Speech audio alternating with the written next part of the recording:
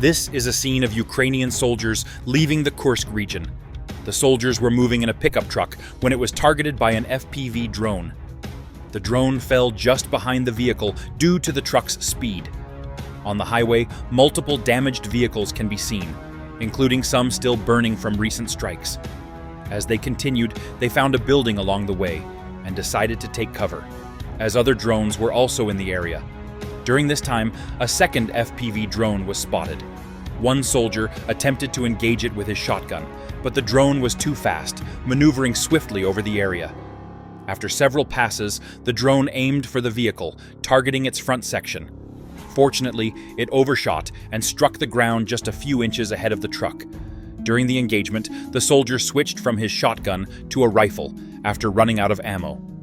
The soldiers quickly boarded the truck and moved again. Notably, the pickup truck was equipped with jammers, which likely contributed to the inaccurate strikes of both FPV drones. This video highlights that a shotgun isn't always effective against drones. More importantly, remaining vigilant saved their lives.